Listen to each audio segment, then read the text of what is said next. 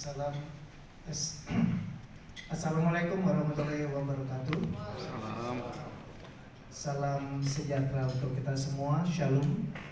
Om Swastiastu. Namo Buddhaya. Salam kebajikan.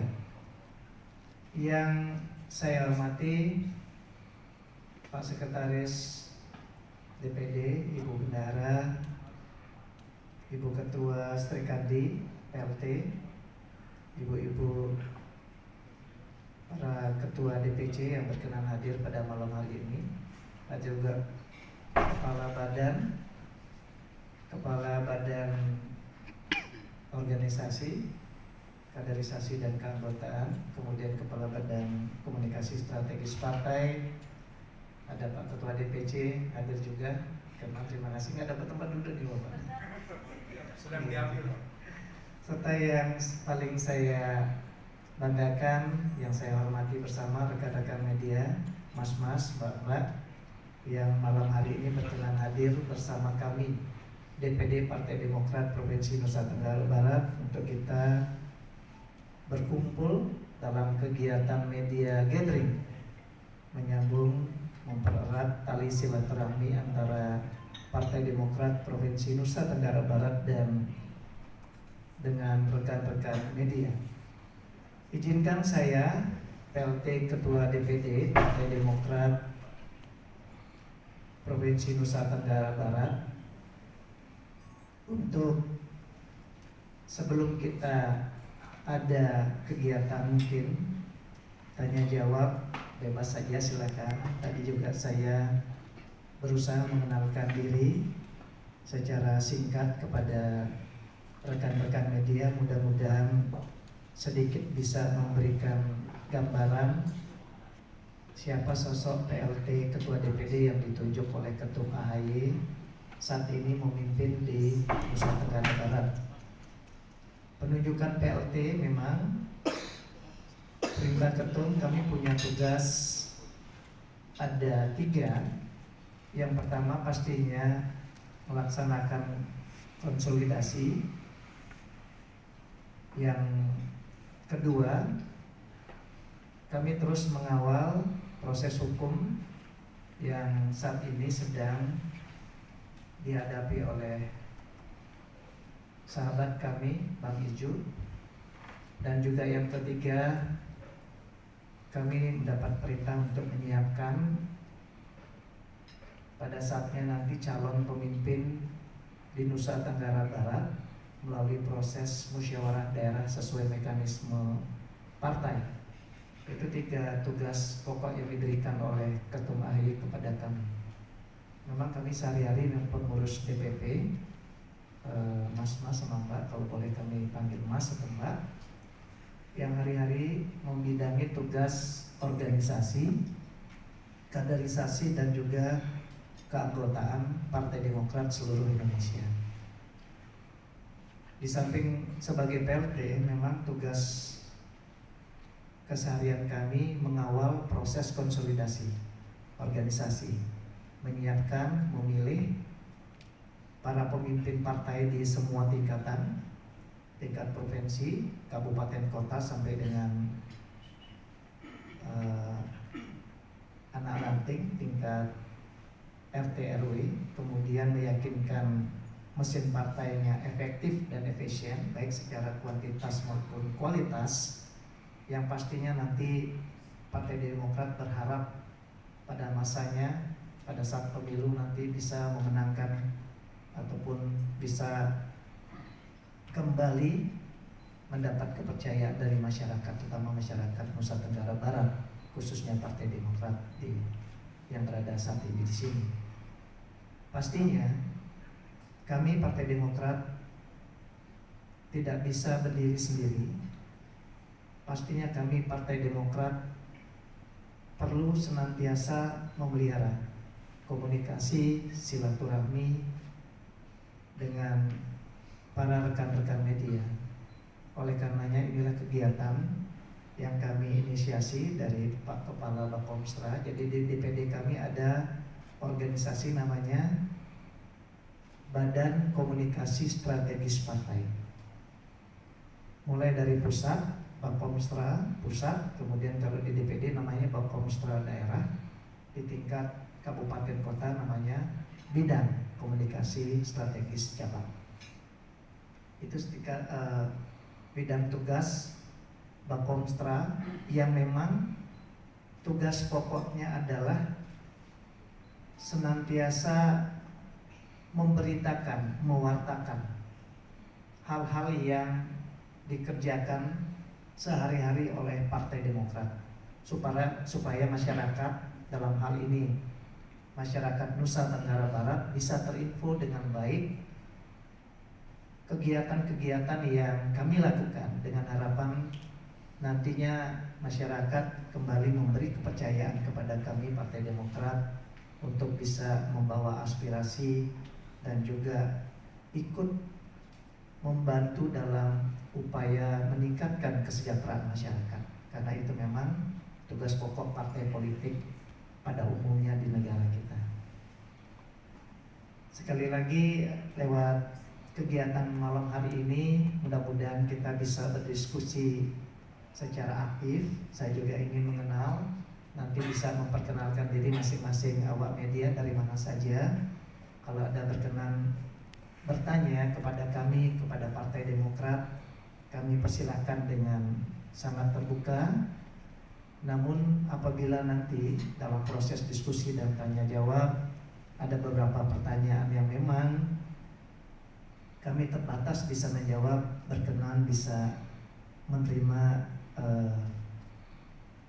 jawaban itu menjadi bentuk kami ada keterbatasan kewenangan untuk menyampaikan jawaban yang mungkin rekan-rekan media bisa menganggap itu belum puas ataupun masih bisa digali oleh pertanyaan yang lebih dalam.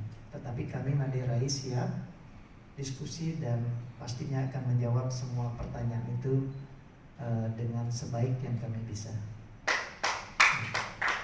Terima kasih. Sebelum diskusi, kami izinkan memaparkan sedikit bahan untuk mengantar diskusi kita malam hari ini, yang kami beri judul Transformasi dan Konsolidasi Menatap Masa Depan Demokrat Nusa Tenggara Barat, dalam kegiatan media gathering kita di Hotel Astoria ini. Atau perlu perkenalan? Sudah kenal ya? Sudah? Perlu perkenalan diri lagi atau sudah ya? Saya, nama lengkapnya Si Made Rai Edi Astawa. Pastinya orang Bali. Kenapa Si namanya? Biasanya depannya ada I, ada Ida Bagus, ada Gusti. Di Bali Bapak Ibu, Mas-mas dan Mbak, ada nama orang Bali itu unik. Pertamanya nama kasta.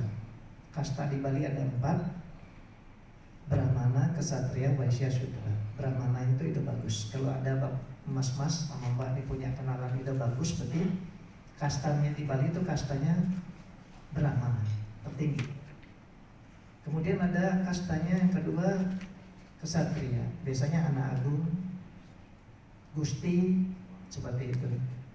Kalau Waisya ya seperti mungkin ya Kamesi, Sang, kalau pernah dengar Sang. Kalau dia Sudra, I. Kalau lakinya I, perempuannya Ni, demikian.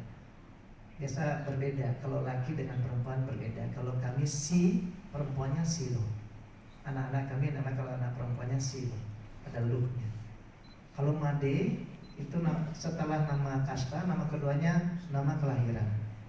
Nama kami Made itu nama anak kedua. Kalau anak pertama namanya Gede, Putu, Wayan. Nah, ini ada 3. Biasanya kalau ada ketemu teman kuliah atau di masyarakat Lombok ada namanya Gede, Wayan, Putu, berarti dapat dipastikan mereka itu anak pertama. Kemudian anak kedua ada namanya Made, ada Kadek. Itu nama anak kedua. Ketiga Nyoman, bisa memilih nama Komang. Bisa Nyoman, bisa Komang. Keempat Ketut, paling akhir Buntut. Orang Bali anaknya biasanya 4 mas sama mbak. Tapi kalau jebol lagi, anak kelima mulai lagi dari awal mungkin.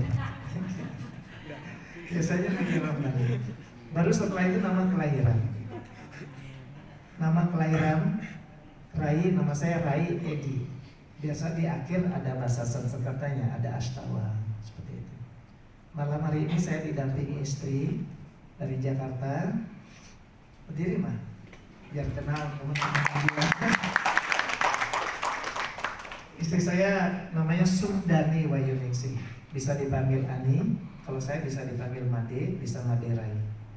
Terserah nyamannya kita berdiskusi nanti. Kalau istri saya panggilannya Ani, asli Bali.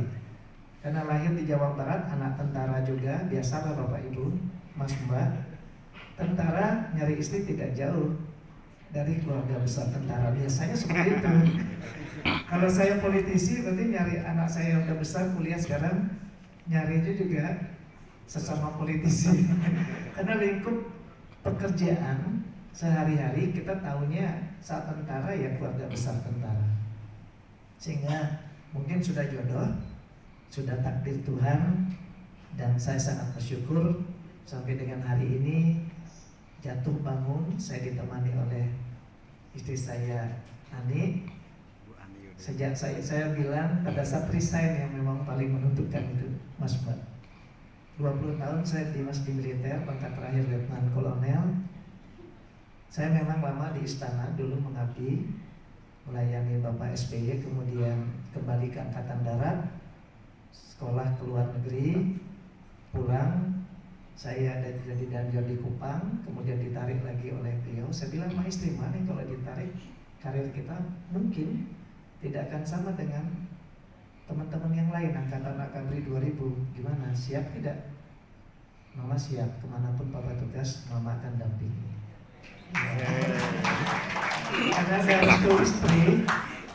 ada restu istri, artinya saya juga langkah tegap. Oh siap, saya laporkan. Waktu itu saya belum pensiun, 2018 saya ditarik 2 tahun mendampingi Bapak, masih status aktif sebagai militer.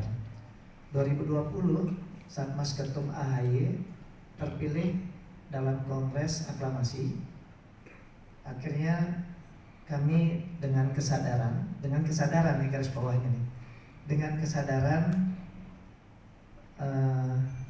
memutuskan ikatan dinas militer pensiun dini di 20 tahun pengabdian sebagai Angkatan Darat di usia 42. Sekarang usia saya sudah 47, sehingga 5 tahun kemarin saya pensiun.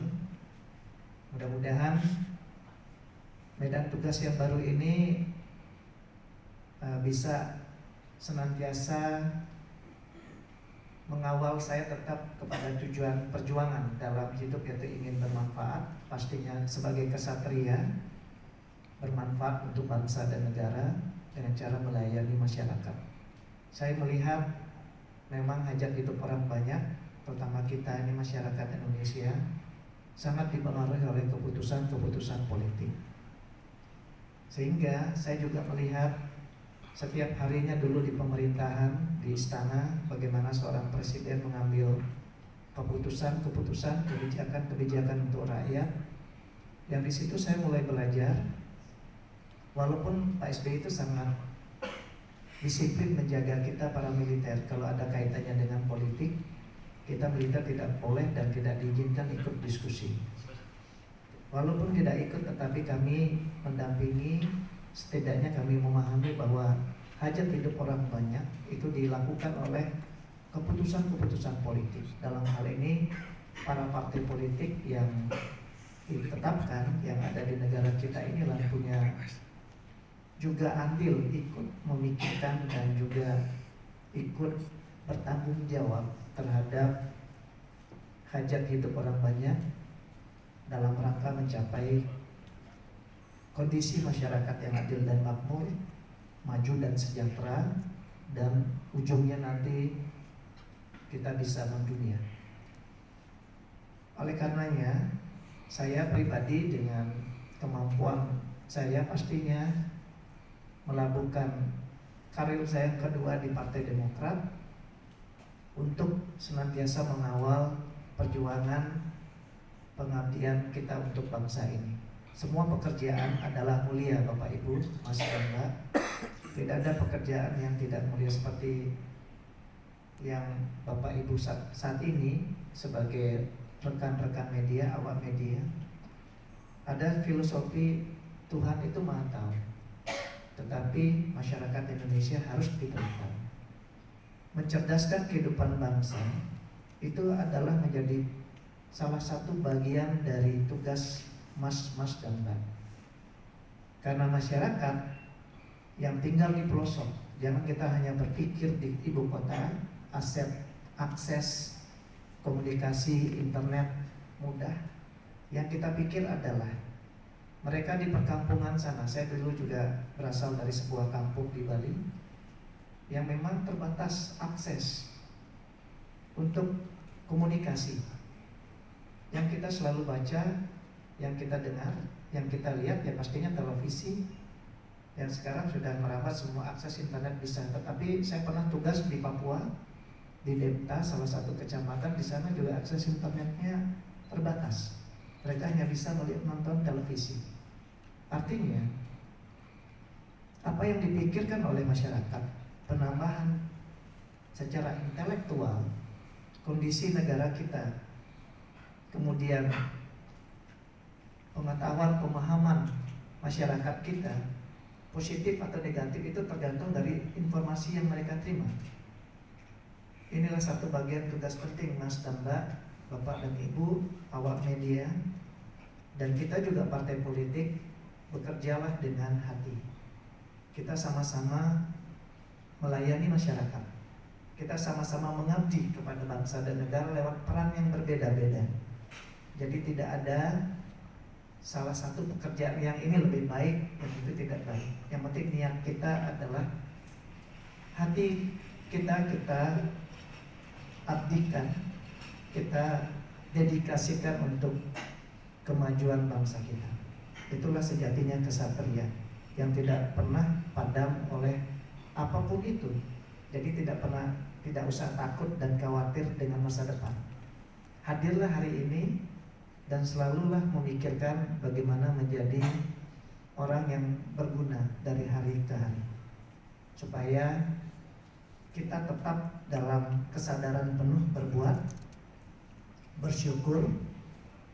Mudah-mudahan keraguan akan masa depan yang tidak pasti itu bisa kita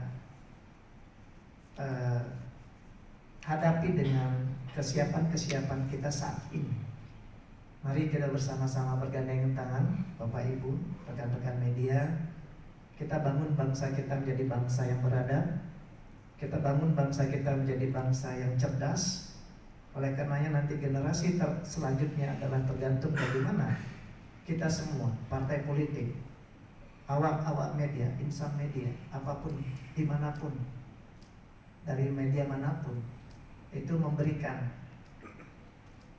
informasi, memberikan semacam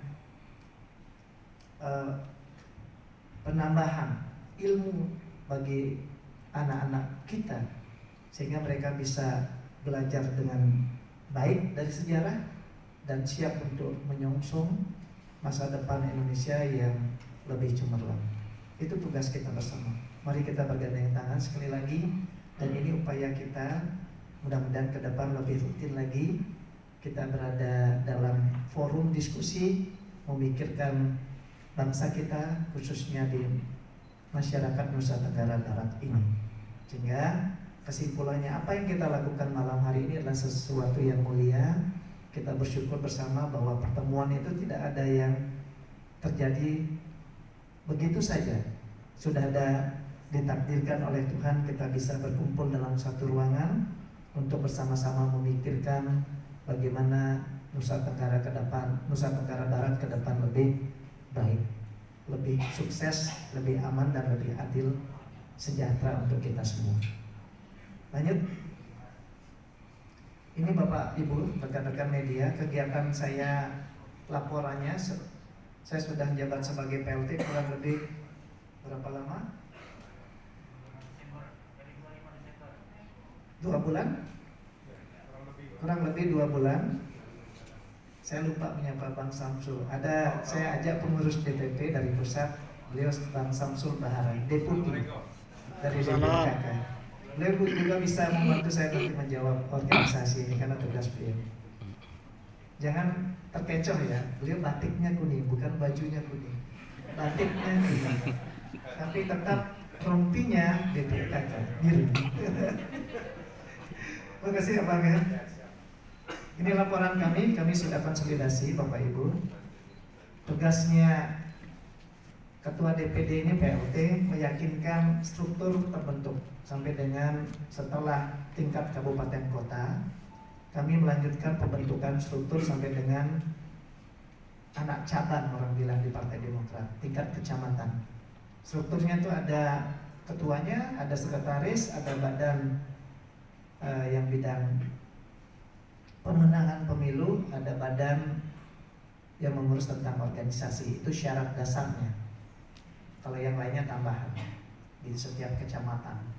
Tadi juga di video, mohon maaf videonya putus-putus karena ini menyiapkan. Saya begitu antusias ketemu Bapak Ibu, akhirnya dalam waktu sekejap, hanya beberapa jam, saya mencoba menyajikan tampilan media yang mudah-mudahan itu berkesan. Ternyata belum saya set up dengan baik dengan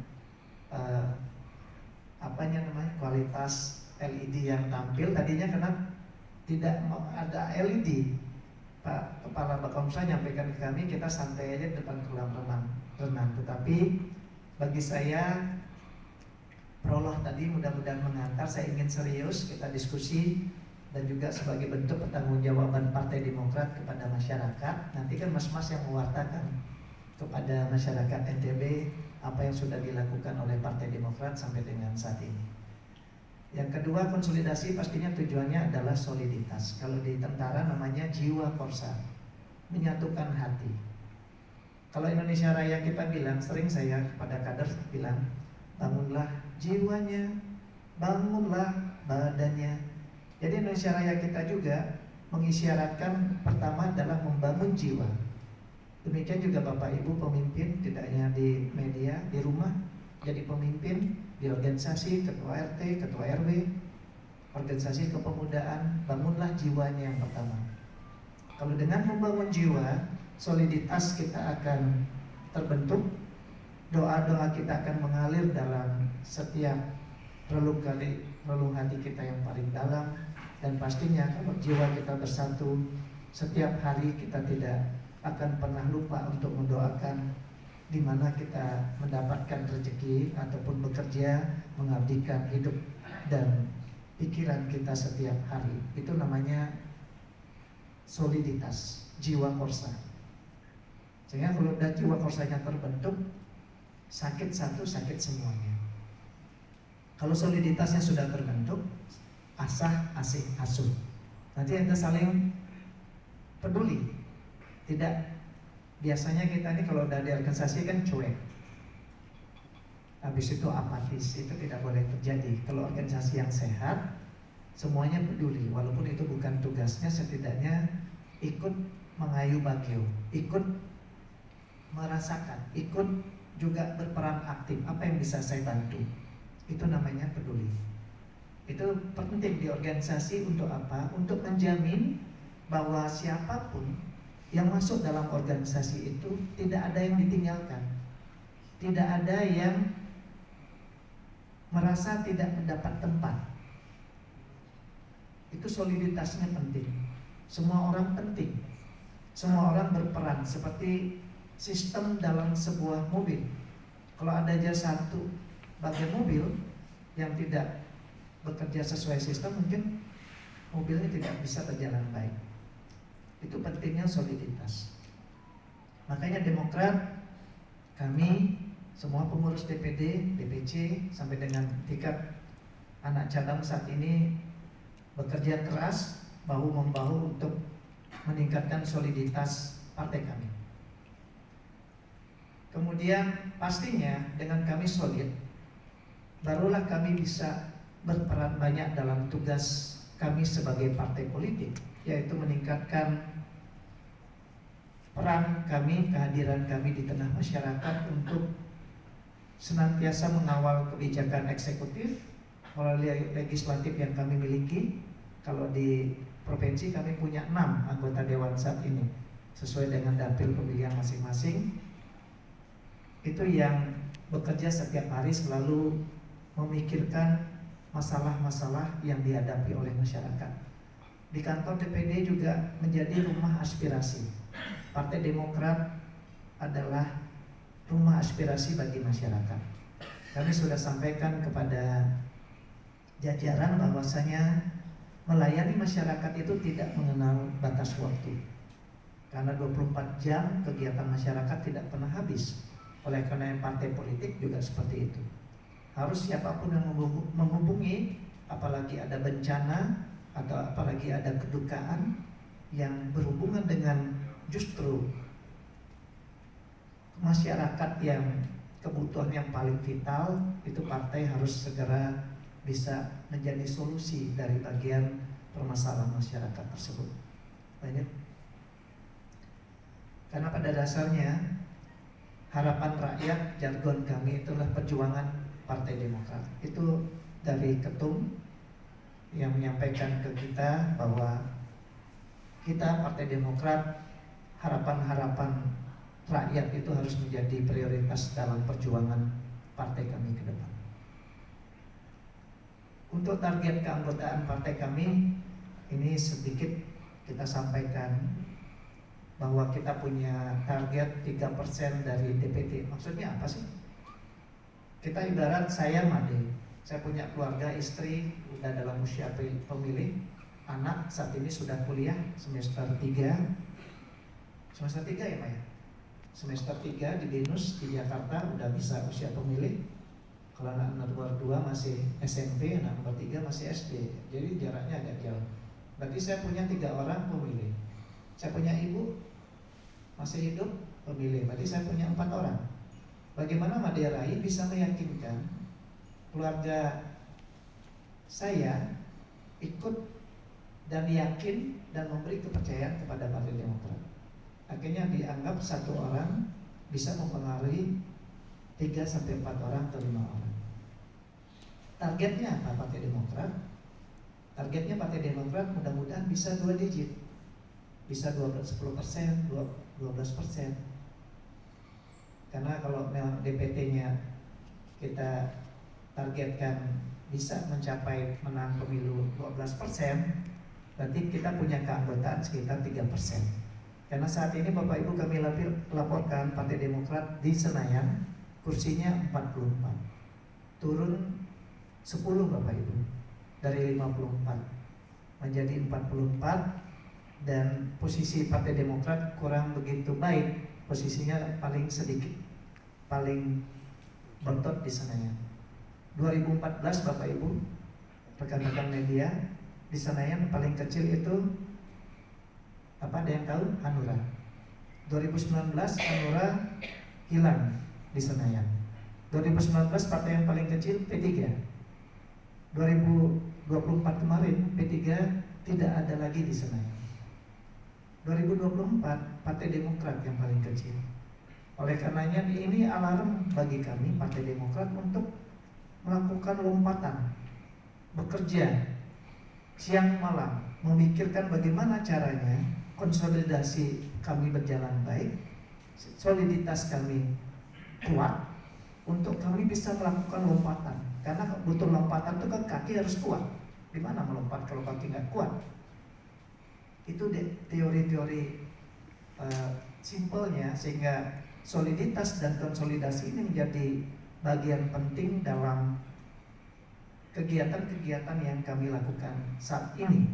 Karena Partai Demokrat, puji syukur, saat ini berada dalam koalisi pemerintahan dan banyak juga Menteri Menko Infrastruktur, ketum kami Mas Ahaye, ada Menteri Transmigrasi yang juga Adi Makayasa sebelum Mas Ahaye, yaitu Bang Iftitah, Akmil 99 Akabri, ada juga Menteri Ekonomi Kreatif yang tadinya Sekjen Partai Demokrat Bang Tengku Rifki, ada juga Menteri PU, ada juga Wakil Menteri ATR, ada juga Wakil Menteri Tenaga Kerja. Itu Partai Demokrat saat ini di koalisi pemerintah. Tapi Partai Demokrat tetap sadar bahwa posisinya kurang baik di Senayan. Karena bagaimanapun tujuan partai politik itu bisa mendapatkan kepercayaan maksimal dari masyarakat. Itu tujuannya, bisa memenangkan hati dan pikiran rakyat. Bukan bertempur, tetapi kami ingin memenangkan hati dan pikiran rakyat. Gimana cara memenangkan? Sehingga kami pun harus memahami bagaimana cara berpikir masyarakat kita sesuai dengan konteks lokal wisdomnya. Kalau di NTB bagaimana? Karakter demografinya bagaimana? Masyarakat terdiri berapa macam suku?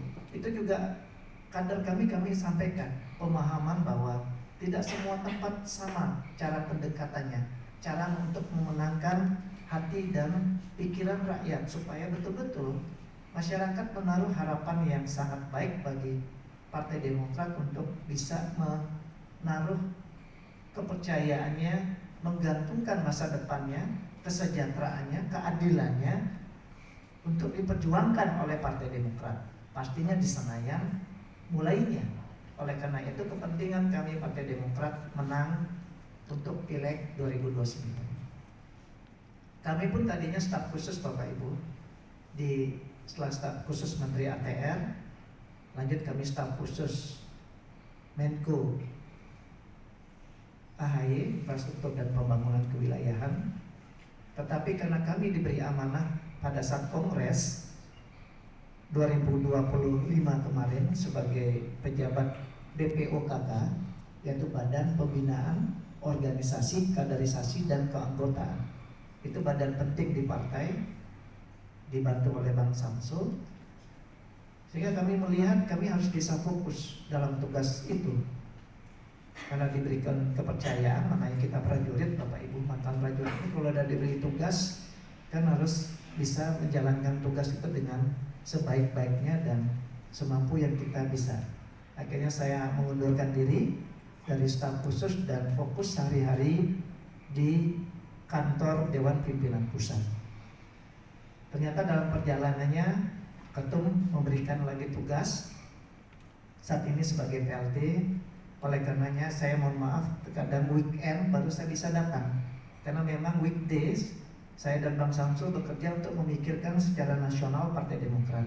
Baru weekend saya bisa turun khusus untuk ngecek sejauh mana progres pelaksanaan arahan-arahan dan juga program-program yang sudah dilakukan oleh DPD Partai Demokrat Provinsi Nusa Tenggara Barat. Itu yang kami lakukan, sehingga kami terima kasih ini di hari weekend yang luar biasa panjangnya. Mas-mas, Mbak media ini berkenan hadir di Astoria ini bersama kami. Kami ingin menjadi partai yang terbuka, menyampaikan apa adanya, karena dengan apa adanya mudah-mudahan kejujuran, keterbukaan ini bisa diterima oleh masyarakat. Pastinya butuh bantuan rekan-rekan media untuk mengantarkan apa yang menjadi pesan terdalam dari Partai Demokrat untuk bisa disampaikan kepada masyarakat, ya juga seadanya, juga apa adanya. Terima kasih. Karena sejatinya untuk membangun bangsa ini bersama ya kita kuat, bersatu ya kita pasti bisa bangkit. Ya, seperti itu. Lanjut. Ini tentang sikap politik. Partai Demokrat adalah partai yang memang memegang satu komando. Pendirinya Bapak SBY 2001, kami sebentar lagi ulang tahun perak Bapak Ibu, rekan-rekan media. 9 September 2026 menjadi ulang tahun perak bagi kami. Oleh karenanya bentuk refleksi, introspeksi dan juga penekanan-penekanan dalam program kegiatan selalu kita lakukan untuk kita berbenah dan bisa melompat lebih tinggi yang kami sampaikan tadi. Apapun yang menjadi keputusan pusat, ketum, apalagi kebijakan strategis Presiden Prabowo itu adalah menjadi hal penting yang harus juga kami lakukan. Pastinya dengan isu kemarin, evaluasi tentang pilkada, Demokrat juga melaksanakan diskusi panjang, mengumpulkan para ketua DPD, bertanya lewat WA bagaimana posisinya dengan kondisi kita di dalam pemerintahan. Dan dalam diskusi-diskusi ketum juga menyampaikan arahan bahwa memang sistem pilkada itu perlu dievaluasi karena begitu mahal. Sedangkan saat ini posisi keuangan dan juga efisiensi dalam negara untuk bisa membangun pembangunan untuk kesejahteraan masyarakat itu yang lebih utama. Sehingga pemerintah dalam hal ini Presiden Prabowo mencoba untuk menganalisa di mana ada kebocoran-kebocoran ataupun bisa diperbaiki sistem pemilu terutama pilkada supaya bisa efektif, dananya juga bisa efisien, bisa terpilih wakil-wakil, para pemimpin eksekutif di daerah yang baik, yang bisa memegang amanah rakyat, tetapi tidak juga money politik di sana sini tidak juga terjadi.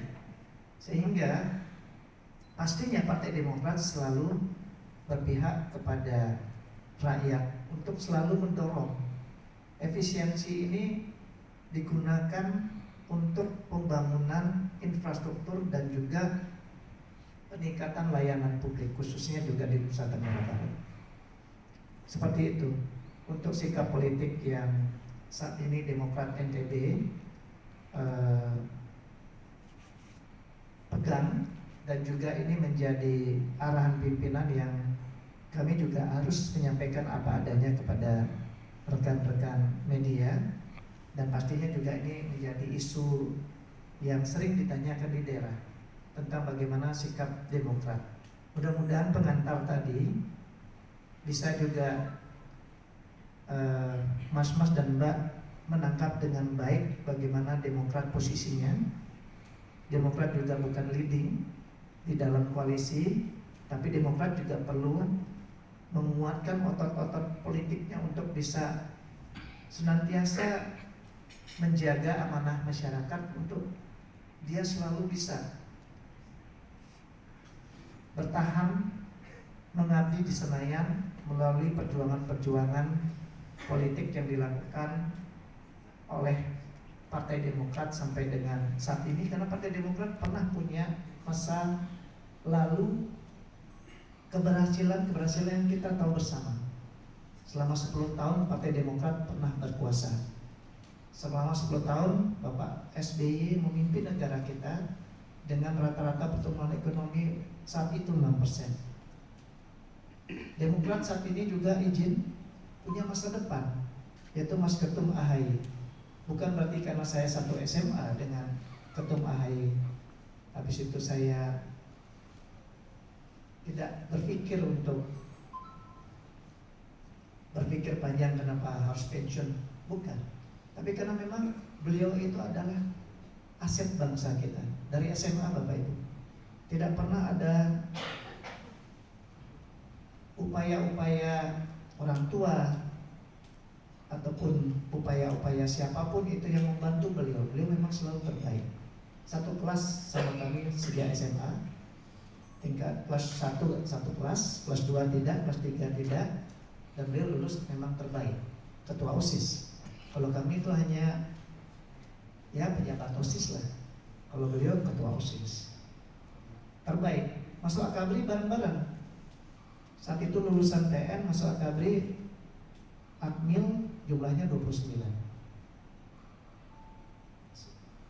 4 tahun, 3,5 tahun kami dididik.